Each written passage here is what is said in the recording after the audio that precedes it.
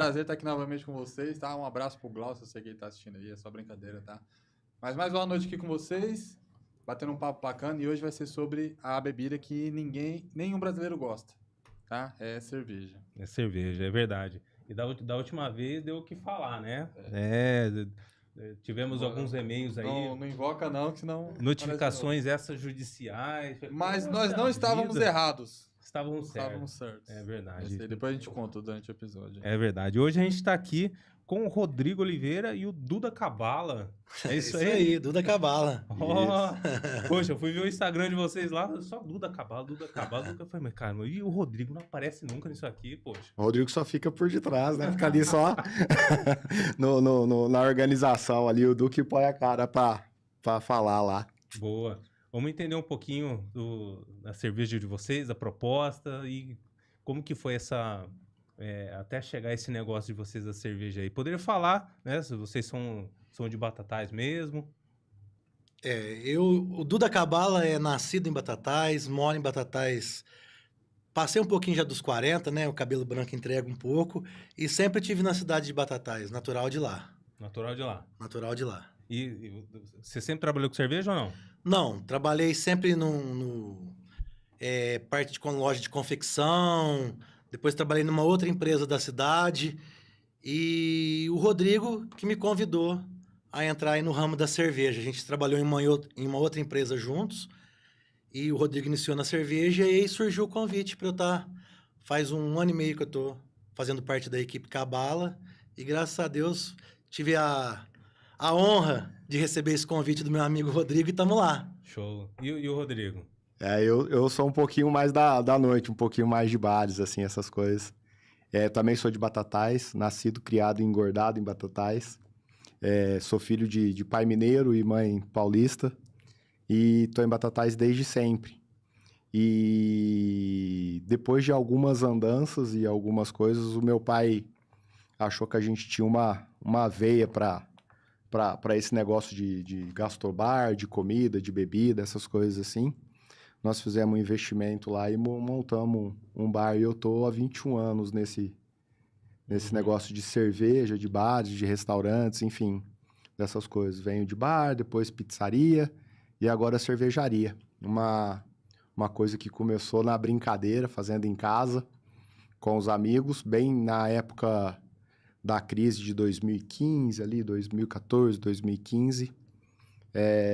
Começamos a fazer cerveja para brincar, que a gente estava numa fase meio complicada financeiramente de créditos, enfim, essas coisas assim. E para a gente distrair a cabeça, nós começamos a fazer em casa. E aí a brincadeira foi crescendo.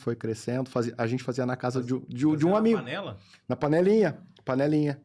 E aí a brincadeira foi crescendo, a gente fazia na casa de um dos sócios da cervejaria hoje, que chama Marcelo. E chegou um ponto que a mulher dele falou assim, ou vocês param com esse negócio aqui em casa, ou vocês arrancam esses negócios daqui, porque eu não aguento mais vendo um homem entrando de noite, de dia, de madrugada aqui, para olhar fermentador, para olhar cerveja, enfim, essas coisas. E daí a gente começou a procurar um ponto para montar a cervejaria, que é o ponto que a gente está até hoje, que a gente foi para lá em 2019. Agora em agosto a gente faz 6 anos que a gente está... Montamos a cervejaria e já logo entrou pandemia. Aí ficamos 1 ano trabalhando ali meio na pandemia e agora que engrenou. Cara, mas você arrumou uma distração pelo menos 6 horas, né? Cara, pra fazer na panela. Muito, muito. E aí não é só a distração de 6 horas, né, cara? É a limpeza depois. Uhum. Cara, choque, tomamos demais da conta. É cerveja que estraga, é cerveja que dá certo, é cerveja que fica boa. E daí, como que foi começando o negócio? A gente fazia numa panelinha de 30 litros. Daí a gente juntava os amigos para ver se a cerveja da abraçagem anterior tinha ficado boa. E aí não dava, a gente precisava comprar um cadinho mais para tomar mais. Então aí que nós falamos, vamos aumentar a produção. E aí a gente começou, pega um amigo, pega outro, vamos fazer um churrasco, uma festa. E hoje a gente tá lá com a Cabala, lá na faixa dos 10, 12 mil litros por mês. Uma brincadeira que cresceu um cadinho e dá um pouquinho mais de trabalho agora. É engraçado que sempre quando a gente conversa com alguém que tem uma cervejaria artesanal, né? Ou teve, sempre começou assim, né? A pessoa sempre fala praticamente a mesma história, né? Eu comecei de brincadeira, fazendo em casa. Eu acho que o começo de toda a cervejaria artesanal foi mais ou menos assim, né? A pessoa começando, porque eu acredito que o Brasil ainda tá um pouco engatinhando, né? Nessa questão de cervejaria artesanal. Querendo ou não, as grandes ainda dominam, né? Ah, não, isso é fato e assim, apesar de estarmos numa região, né, numa cidade que nem aqui, Ribeirão Preto, uma cidade que tem um apelo de cerveja artesanal muito grande, né, porque a gente tem mais de 20 cervejas artesanais aqui em Ribeirão, na região, então nem se conta quantas cervejarias tem, parece que a gente tinha conversado algum tempo atrás sobre montar uma associação dos cervejeiros da região metropolitana de Ribeirão e tal, que englobava Batatais, enfim, a região toda aqui, Sertãozinho, parece que a gente estava com mais de 40 e poucas cervejarias já na lista, lá no checklist, para a gente entrar em contato e tentar essa associação, apesar de aqui já ter o polo, né? Então, apesar da gente já ter esse histórico aqui forte aqui na região, né? As cervejarias artesanais, elas são muito fortes no sul, por heranças dos alemães, que lá tem bastante gente, né, cara, e muita coisa, assim, muitas cervejarias veio de lá. A gente está engatinhando ainda aqui, por aqui. Eu brinco sempre. Se as grandes cervejarias pararem de produzir cerveja, se juntar todas as cervejarias do estado de São Paulo inteiro, a gente não consegue atender Ribeirão Preto. Para ter uma ideia de volume, essas coisas assim. Então, é muito volume. E as cervejas, apesar de nós sermos pequenos, a gente veio trabalhando de um tempo para cá. Parece que a Lund, que é 20 anos, parece. Até mesmo a Colorado, que era do Marcelo, que agora é da Ambev, mais de 20 anos também. Então, isso veio mudando o perfil do público consumidor, veio mudando o gosto do brasileiro, principalmente da nossa região, por cervejas, e até que as cervejarias, as grandes cervejarias, os grandes conglomerados de cervejas, começaram a se movimentar, melhorar os seus produtos, comprar cervejarias menores que tenham produtos com mais qualidade, enfim, veio melhorando o portfólio. A gente brinca que a gente vai comendo pelos cantinhos, mas de qualquer forma a gente vai melhorando o gosto do brasileiro por cervejas melhores, né? Que a cerveja artesanal nada mais do que é uma cerveja melhor do que as outras cervejas. Nada contra, eu bebo também, não tenho restrição de cerveja, mas é uma cerveja mais bem cuidada, com matéria-prima mais bem cuidada, um processo que respeita mais os processos da cerveja, né, de fabricação. Então, a gente veio melhorando isso, tanto é que as cervejas estão melhores hoje. Eu acho que elas são melhores do que pelo menos quando eu era mais novo. Sim. E o Du, você já enfrentou uma panela também ou não? Não. Lá na cervejaria eu fico mais na área comercial, né? Mas quando precisa a gente... Mas não enfrentei a panela ainda. A panela mesmo ali, Eu tô ali... controlar a temperatura. Sim. O mais próximo que eu chego da panela é na parte da degustação. Quando eles falam, precisa ver se tá no ponto, como é que tá... se tá tudo certo, ver se carbonatou, se tá tudo legal. Aí eu vou pra parte da degustação. É o mais próximo que eu já cheguei da panela. Mas é a parte comercial mesmo. Comercial. E tem muitos desafios na parte comercial, falando aqui na região. O que você tem percebido? Tem bastante desafio, né? Principalmente assim, a gente tá numa cidade menor. Lá a gente é muito conhecida, a cervejaria. Graças a Deus a gente já tem nossos clientes. Estamos expandindo para a região de Minas também. Já temos vários clientes lá, pontos de venda, Franca, Ribeirão. Mas ainda assim, quando você chega até a pessoa conhecer o seu produto, ver que tem a qualidade, né? A gente enfrenta uma resistência. Mas graças a Deus, a partir do momento que o pessoal prova, conhece a cerveja, aí a gente tem uma abertura legal, porque percebe que é um produto de qualidade, um produto que agrada o público. Mas mesmo para quem já toma cerveja artesanal, que está acostumado, você ainda vê uma resistência ainda? Não, para quem toma cerveja artesanal, o pessoal já não oferece tanta resistência, né? Eu digo mais para você abrir um ponto de venda, mostrar o seu produto. Entendi. E mas hoje tem ponto de venda onde aqui em Ribeirão? Nós temos... Hoje me falha a memória, mas é próximo a um mercado grande aqui da cidade. O ponto de venda deles aqui, você tinha comentado? Eu cheguei a comentar, mas também não lembro agora. Ah, então levanta aí pra gente. É que tem pouco tempo que nós estamos vendendo lá, mas a proprietária chama Gisele. Uhum. Não sei se ela está assistindo a gente aí agora. Então, aqui em Ribeirão, hoje, nós temos esse ponto. Tínhamos um outro ponto que, infelizmente, algumas questões aí que envolvem custos dos proprietários não tem mais, eles fecharam, mas era no Jardim Botânico, uma conveniência ali bem legal. Poxa, legal. Mas, infelizmente, fechou. E nós estamos mais direcionados para essa parte de Minas agora e a região aqui do lado de Franca. Entendi. Oh, bacana.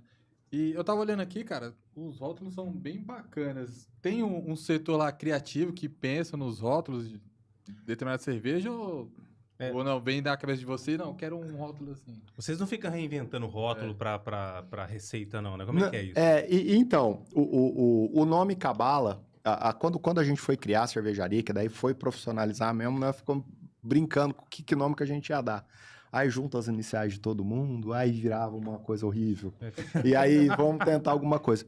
E aí surgiu numa dessas bebedeiras nossas lá, essas consumação de cerveja absurda, surgiu da gente conversar sobre Cabala. Sobre a Cabala mesmo, os hebraicos, os estudos da Cabala, enfim, demos uma viajada lá. E nós gostamos muito do nome, o nome Cabala. É um nome fácil de falar, é um nome que em qualquer língua é Cabalá, Cabala, Cabalá, então fica fácil de coisa. E aí, a hora que nós começamos a criar cervejas, as receitas das cervejas que a gente ia manter em linha nossa, nós colocamos alguns nomes da árvore da Cabala. Então, esses nomes têm um significado na Cabala, né? Essa daqui, por exemplo, é uma IPA, que é The Moon, que faz parte da árvore da Cabala. Aquela é uma Hope Lager, que chama Biná, que também faz parte da Cabala. E aí nós criamos, aí as mulheres começaram a ficar enciumadas, que nós começamos a colocar os rótulos de mulheres e que não sei o quê. E isso aí tudo na viagem, né? E aí nós criamos uma cerveja, que é a Pilsen nossa, que chama Elas, em homenagem às esposas Continuam as mulheres. Continua as mulheres. E agora, nas últimas receitas, a gente tem 11 rótulos registrados, né? Nos últimos, a gente já partiu para uns rótulos mais clean, assim, já com o nome da cerveja mesmo, que não o Cabala, mesmo porque a árvore da Cabala é limitada, né? Não tem um tanto de nome específico, assim. Então, a gente foi criando as cervejas, que nem agora as últimas criadas foram a Session IPA, já chama Session IPA, não tem um nome específico. Uma cerveja low carb, que a gente chama ela de 321. Cara, eu vi essa daí, achei bem interessante. Vocês podiam falar depois dela. É uma cerveja que a gente foi percebendo, é que nem eu falo, né? As cervejarias artesanais de antigamente, quando a gente falava de cerveja artesanais, a gente só pensava de cerveja de pancada, né? Cerveja com alto teor alcoólico, com alto amargor. E o que foi acontecendo nas cervejarias? Do mesmo jeito que eu falei das cervejarias comerciais, que elas foram mudando as suas receitas, criando rótulos mais específicos, as cervejarias artesanais também foram mudando, né? Foram se aperfeiçoando, conhecendo o seu público e foram melhorando a sua cerveja, melhorando a qualidade, melhorando o processo produtivo e melhorando a palatividade das cervejas. Então, as cervejarias artesanais hoje, a sua grande maioria tem as cervejas pancadas. Eu tenho cerveja de 8% de álcool, tenho cerveja com 100 de IBU, que é amargor, mas eu tenho essa 321, que é uma cerveja levinha, que aí nós percebemos lá no brewpub da cervejaria, lá no bar da cervejaria, que, cara, as mulheres, elas tinham dificuldade.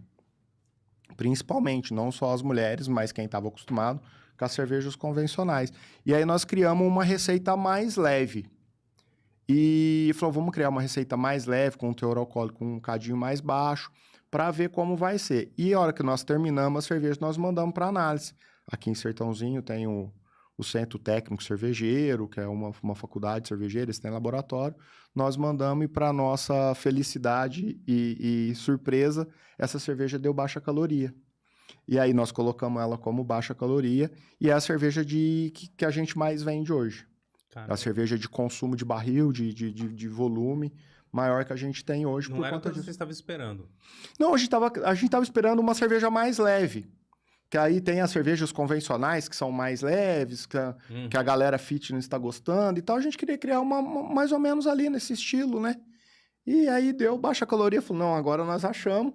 E aí a cerveja caiu no gosto, por esse costume que a gente tem de tomar cervejas mais leves. Uhum. E ela caiu no gosto. Eventos a gente leva, consome bastante ela. E aí é uma cerveja bem levinha, bem fácil de beber.